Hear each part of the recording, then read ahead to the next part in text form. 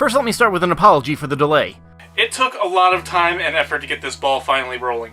Between shakeups at my job, having to sell parts of my video game collection to fix my car to maintain life functionality, I got poison ivy on my face for crying out loud. And his dick. Oh, also my computer died.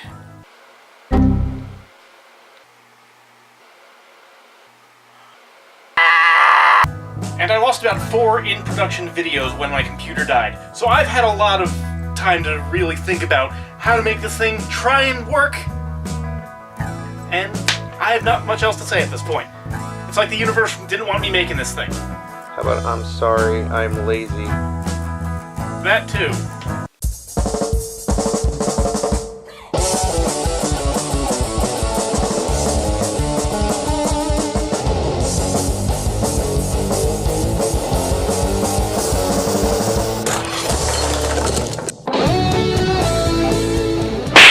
Hi there, welcome to the Gaming Guillotine, where I execute the poorly executed. And today is my part 2 of my little... I can't! Garbage! I'm not doing this! The series is ruined for me! I am done! Jesus! I thought I knew agony. I thought I knew depression. And then I played these games. Welcome to part 2! For a quick recap of part 1, the games consisted of a competent, uninspired puzzle game, a runner with mini-games and a paywall, an activity and party game fun only for small children, and a free-to-play village maker with a fair amount of content and obscene levels of microtransactions. And one more quick recap. When I say the puzzle game was uninspired, I really mean it. I briefly touched on that the company that made it was in some legal trouble for literally copying and pasting puzzles, mechanics, power-ups, and all sorts of other things from another game. All they did was slap a pony coat of paint on the thing. But the court decided that yes, they copied way too much of it, and they're probably going to have to take it down if they haven't done so already at the time of speaking. But that was all mobile stuff. And today we'll be covering the official My Little Pony video game franchise that was made for PC and devoted gaming devices. In this case, it's just going to be handhelds. In my research, I couldn't find any My Little Pony video games that were made for consoles that plug into TVs. We'll start with the earliest one I could find, with a PC title just called My Little Pony. Now, I'll be perfectly honest, this one may not be able to get an entirely fair assessment from me. I say this because I was barely able to get this thing running on my modern computer. First of all, when you try and install it, you're prompted to go to a website that doesn't exist anymore. Now, I'll concede the point. Video game developers of the past could not have even remotely conceived the level of technology we have nowadays. That being said, when I got this game running, it was incredibly buggy. It stuttered, it slowed down, the text was janky, and there were so many other technical issues. So how do these games hold up discounting all the technical issues? Okay, let's back up. Upon starting, you're prompted to enter your name and birthday. Then after that, you pick a pony and jump right in. And once you enter the game, it's little more than an elaborate Tamagotchi with better animation. Very much a Tamagotchi-style pet simulator. You can feed your pony, brush your pony, take pictures of your pony, and explore this circular world that you can apparently view just by standing in one place turning 360 degrees. And I'm not entirely certain, but I think you can only move your pony by clicking on the screen where you want it to go. Get over this bridge, you stupid little prick, I'm gonna mail you off to the glue factory! But the worst thing about this game is the narrator by a mile and a half. Here, listen to what I mean. Here we are in Ponyland. Me anytime for help. You can find out all about feeding the pony. This narrator's voice makes me think of a kindergarten teacher who's trying to get their students to fight to the death. All in all, there really isn't much to say about this game. Supposedly, there's little bits of extra content whenever your pony ages a month or if you age another year. But I'll be damned if I'm going to be experiencing this narrator's voice for any more than 5 minutes at a time. Well, there's no point in saying anything else about this game other than it's a useless piece of shovelware used to exploit a license, and it's definitely going on the guillotine today. Next is another PC title, also simply named My Little Pony. Only thing to initially differentiate it is different disc art because I couldn't find the original packaging for this thing. Let's boot it up and see what we've got.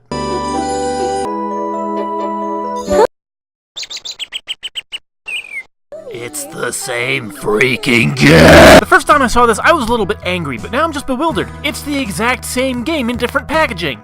You can open up the source files on the CD and see the exact same thing appearing row after row. The only thing that's different is the company you gotta make a profile for when you first try and sign in and install the stupid thing. If I had to make an educated guess, I'd say they just threw it in with different toy packages at different times to try and make it seem like a better deal when you bought it. Same tutorial, same level, same mechanics, same satanic kindergarten narrator.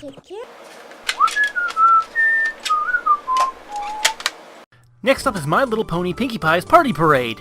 First of all, let me express the anger I feel about having this thing be associated with Best Pony. The premise is Pinkie Pie is starting a party, and she needs her friends to help her out. And then after her friends help her, the party starts. The end. That's the story. And before we move on, let me just draw attention to the cutscenes. There's a fairly unnerving pause between every line of spoken dialogue between the characters. You're really good at painting and drawing. I bet you could help me make my tiara for the secret birthday guest. Sure. It makes me feel like they all suffered head injuries and it's all taking them that time to try and process what the others were saying. Not to mention the cold, dead expressions on their face. Look at this. I don't see emotion. I just see the cold, dead texture of matte plastic. Now let's draw a light on the actual gameplay. The gameplay consists of all the various preparations for the party. First there's scrapbooking, which is basically MS Paint with pony stickers. An activity where you dress a pony, and you see most of the activity within inside 30 seconds. A room decorating activity, with an obnoxious pause between each input. A dancing minigame which you literally cannot fail. A cake decorating activity where you simply have to match with the preset. A match 3 game, which is probably the most engaging thing in the entire activity catalog. A cloud clearing minigame, which has a very confusing control scheme.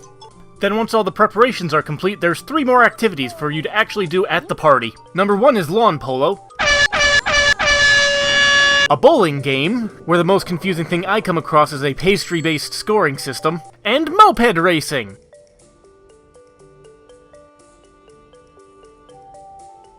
Looks engaging, don't it? Look, I know a lot of these things were designed for younger children, but this thing, I don't find, like, even a small kid wouldn't find enjoyment in this. Out of all these games I've played so far, I'm seeing a strong recurring theme. And that is creators that had to push something out the door with the license attached, regardless of quality, regardless of long-standing appeal. And the thing that sucks is that anyone that grew up on video games like this undoubtedly missed out on some fantastic future experiences that they would have had if they'd just gotten something better to get them into gaming in the first place. Shovelware kills potential gamers. If people want to make more money from gamers, they need to make good games that will turn people into gamers. Wow, this turned into a rant. I think you can make an educated guess as to what's going to happen to this thing. Before I move on, let's discuss the DS port of Pinkie Pie's Party Parade first. Mechanically and thematically, this one's about as deep and complex as most of the other ones. I will give it props, though. Instead of being excruciating, this one is simply bland. Now, this could be just because my standards were severely lowered due to the other garbage I had to be playing, but this one in the very least was not excruciating. The game consists of Pinkie Pie wandering the town looking for puzzle pieces and presents so that she can get her party started officially. The hub town is broken up into sections and screens, and each one you explore has a different minigame that you can find and unlock a puzzle piece while doing so. And the minigames aren't really much to speak of either. None of them are terribly excruciating, but none of them are terribly amazing either. The games at least have gauges for success and failure, and do have a method of grading the player. Of all the games I had to play for this review, this one was probably the best, although that's not really saying much because it's still going on the Guillotine. But hold on to your hats, ladies and gentlemen, because if you thought this stuff was crappy before, oh man, I have saved the pièce de résistance for last! And you thought I was getting angry? You ain't seen nothing yet. I'm not even spoiling it! This is going on the Guillotine right now! And so is the Game Boy Advance version, which is pretty much the exact same game, but portable, pixelated, and poopy flavored. But let me give you some justification so I can put this thing out of its misery once and for all. My Little Pony, The Runaway Rainbow. Before I even play the game, I see what this thing is in the form of a commercial of what the thing is. It is another means of advertising a straight-to-DVD movie. It is advertising a straight-to-DVD movie. Who advertises a straight-to-DVD movie with a freaking video game? With a mother video game! Okay, I need to calm down. I don't think I'm going to, but I need to. Let's start with the actual game. The game starts with Princess Rarity blowing caterpillars. The plot is Rarity is preparing for a magical ceremony to welcome the first rainbows of the season. And we see off the bat that Rarity is a complete ditz who doesn't care about anything except entertaining herself. And once we have control, we see the quality levels of animation that they set for this thing. Oh, I can't wait for the first. I have seen Flash games with better animation than this. There's that theme again. Putting out low-effort garbage for the sake of brand recognition. Yay, shovelware. Moving back to gameplay, the main plot is intercut with insipid, slow-moving fetch quests, and mini-games that are at best only tangentially related to the plot at hand. I swear, I think the best game in this whole thing was a game of Simon Says. And when your best gameplay feature is a thing of Simon Says, whoo, buddy, you should not be making this game. But Rarity, being the ditz that she is, disobeys instructions after following a few quests, and casts magic that sends her to another part of the kingdom, thus endangering the ceremony in where there will be no rainbows for the kingdom. I'd personally like to know what kind of magical ceremony changes the nature of light so that refraction can't occur. It all makes sense now. It's been a giant conspiracy all this time. The unicorns. They're not enabling rainbows. They're removing limiters on rainbows. They're maintaining a facade of usefulness. They're trying to keep everyone subservient. We have to let everyone know. Rarity finds herself transported to a mysterious land where she comes across a species known as the Breezies. The Breezies agree to help her get back, so long as she helps them pack for an overnight stay. And you know what that means? More fetch quests! Another thing, you see the size of these Breezies? Flowers again. Those pajamas are not properly sized unless they're using it for a sleeping bag. And remember, it's a kid's game, so you have to indoctrinate them for good oral hygiene!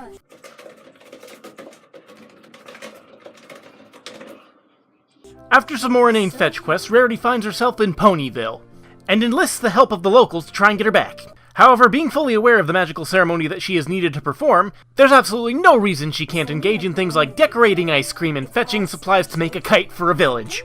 Also, I'd like to point out she ate an entire cake that everyone else was about to enjoy and she's just being selfish. No, I'm not looking for other reasons to hate this character. Why do you ask? You're injuring that. She likes it! Okay. Perhaps Rarity isn't quite as much of an idiot as we were made to believe.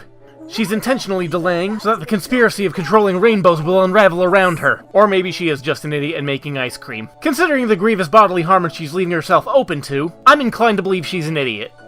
Now, the ponies in town aren't aware of where she's from, and haven't heard of the land of Unicornia. That name made me nauseous to say. Hey, Gheeotine. Unicornia. So they turn to the town's knowledge base, Spike the Dragon, and their adventure continues. And speaking of leaving herself open to grievous bodily harm, at another point on her journey, she comes across a cliff and falls off the thing. Now this could be because of the level of animation they sunk to when they decided that they were going to make this garbage, but if someone's falling off a cliff, and likely to experience grievous bodily harm if not death, I think the expression of some worry on your face might be a little in order. She's probably dead. Neat. But no, it leads to a minigame where we fish them out with a suitcase. Also, we're on a quest to perform a major magical ceremony to try and maintain status quo in the kingdom. Why the hell are we stopping for drawing? Let me express myself adequately.